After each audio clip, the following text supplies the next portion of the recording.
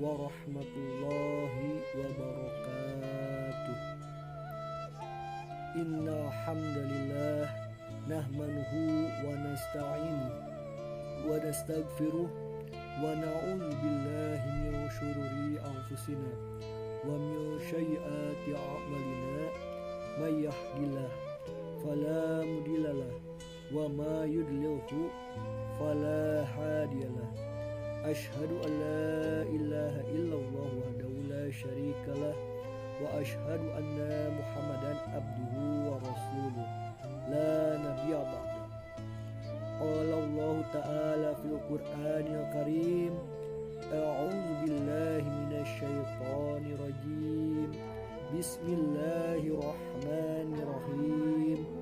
Ya ayyuhalladzina amanu ittaqullaha haqqa tuqatih wa la tamutunna illa wa antum muslimun. Wa qala Allah ta'ala, a'udzu billahi minasy syaithanir rajim.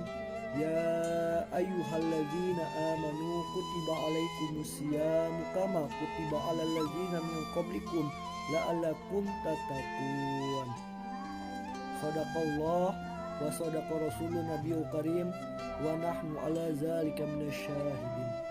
Rabbi shrah li sadri wa yassir li amri wahlul 'uqdatam min lisani yafqahu qawli.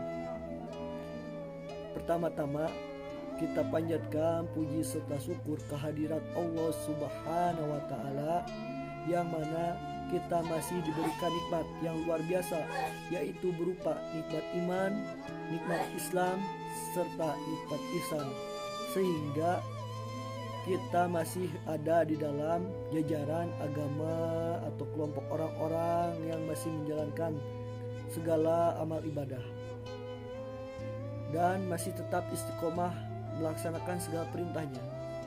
Tidak lupa kita bersyukur karena di tengah-tengah wabah yang sangat mengerikan ini kita masih diberikan kesehatan, sehingga kita masih bisa melaksanakan segala aktivitas dan kewajiban yang diperintahkan oleh Allah Subhanahu wa taala. Salah satunya yaitu kita masih kuat melaksanakan saum Ramadan ini.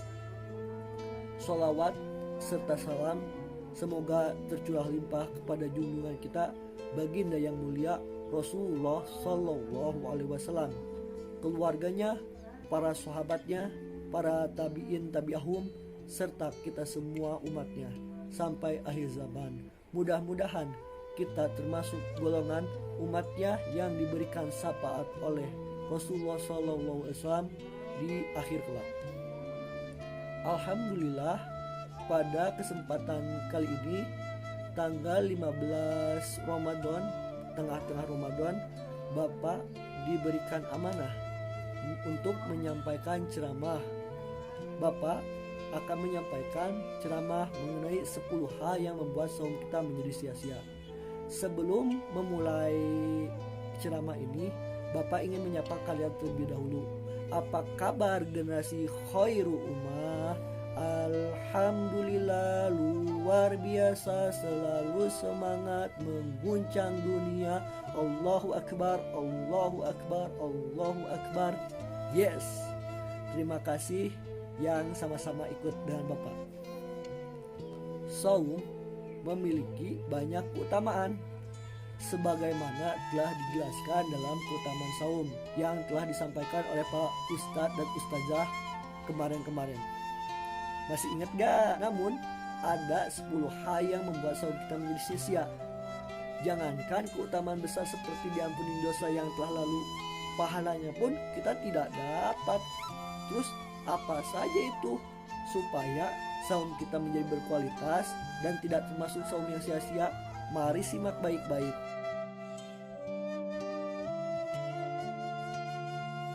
Yang pertama, Rasulullah Sallallahu Alaihi Wasallam mengingatkan tentang banyaknya orang yang saum, tetapi saumnya menjadi sia-sia. قال رسول الله صلى الله عليه وسلم رب صائم ليس له من صيامه إلا الجوع ورب قائم ليس له من قيامه إلا السهر. Siapa saja mereka? Yang pertama adalah orang yang mengerjakan saum namun tidak ikhlas, tidak karena Allah Subhanahu wa taala. Ibadah hanya akan diterima Allah jika ikhlas. Demikian pula saum, termasuk keutamaannya hanya bisa diterima atau didapatkan kalau didasari iman dan hanya mengharapkan balasan dari Allah Subhanahu wa taala. يقول النبي صلى الله عليه وسلم: من قام رمضان إيمانا واحتسابا غفر له ما تقدم من ذنبه. Yang kedua, berkata keji. Orang yang berkata keji alias rofat, yang secara mudahnya berarti berkata kotor, saumnya juga bisa menjadi sia-sia. قال النبي صلى الله عليه وسلم: الصيام جنة فلا يرفث ولا يجهل وإن امرؤ قاتله أو شاتمه فليقل إني صائم. Yang ketiga, mengumpat dan marah. Sebagaimana hadis di atas, mengumpat juga membuat pahala saum berkurang, bahkan hilang sama sekali. Ia juga membuat saum menjadi sia-sia. Aduh, sangat rugi. Demikian pula marah. Ia juga bisa membuat saum menjadi sia-sia. Mengumpat dan marah adalah setali 3 uang. Siapa yang tahu maksudnya setali 3 uang? Kalau tidak tahu, coba tanyakan Umi dan Abinya ya. Yang keempat, mencela dan mengajak berkelahi. Jika ada orang yang mencela atau mengajak berkelahi, Rasulullah menuntunkan agar orang yang saum menahan diri. Cukup menjawab bahwa dirinya sedang saum. Ini shaim. Jika ada yang mengajak berkelahi saja kita disuruh menahan diri, bagaimana jika kita yang mencela dan mengajak bertengkar? Pahala saum bisa melayang, bahkan saum menjadi sia-sia. Nih, tahan emosinya. Siapa nih yang mudah marah?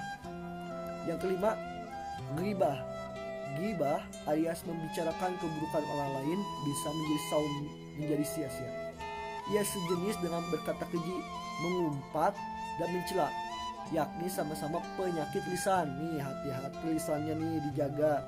Saum menahan haus, menahan lapar. Dia juga harus menahan lisannya dari perkataan-perkataan yang tidak perlu. Bahkan ghibah diibaratkan memakan daging saudara sendiri yang telah meninggal. Dan di neraka siksa untuk orang yang suka ghibah juga seperti firman Allah. وَلَا يَغْتَبْ بَعْضُكُمْ بَعْضًا أَيُحِبُّ أَحَدُكُمْ أَنْ يَأْكُلَ لَحْمَ أَخِيهِ مَيْتًا فَكَرِهْتُمُوهُ وَاتَّقُوا اللَّهَ إِنَّ اللَّهَ تَوَّابٌ رَحِيمٌ. Yang keenam, berdusta. Berbohong atau berdusta secara tegas disebutkan oleh Rasulullah SAW sebagai penyebab saum sia-sia. Allah tidak membutuhkan kepada saum orang yang berdusta. Siapa yang suka bohong, hati-hati, rugi saumnya nanti. قال عليه الصلاة والسلام: من لم يدع قول الزور والعمل به فليس لله حاجة في أن يدع طعامه وشرابه. Yang kedelapan, fitnah. Membicarakan keburukan orang lain yang benar-benar terjadi tanpa kehadiran orang tersebut. Dan jika ia mengetahuinya, orang tersebut tidak suka, itu namanya ghibah.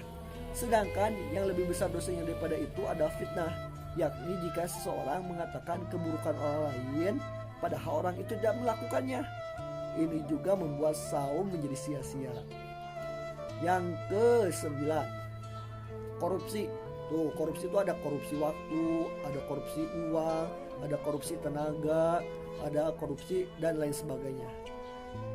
Jika berdusta, kesaksian palsu dan fitnah adalah kebohongan lisan, maka korupsi termasuk yang disebutkan Rasulullah SAW dalam hadis yang di atas. Wal amala bihi. Korupsi selain merupakan dosa besar juga menyebabkan saum menjadi sia-sia. Yang ke-10, maksiat lainnya. Seluruh kemaksiatan bisa menjadi penyebab saum menjadi sia-sia. Karenanya kita perlu waspada dan bermujahadah agar diri kita terhindar dari segala bentuk kemaksiatan yang sebenarnya harus kita jauhi, dan tidak hanya di bulan Ramadan saja, tetapi di sepanjang waktu juga. Mudah-mudahan apa yang Bapak sampaikan pada saat ini menjadikan saum kita lebih berkualitas dan lebih baik lagi. Cukup sekian apa yang bisa Bapak sampaikan. Billahi taufiq wal hidayah. Assalamualaikum warahmatullahi wabarakatuh.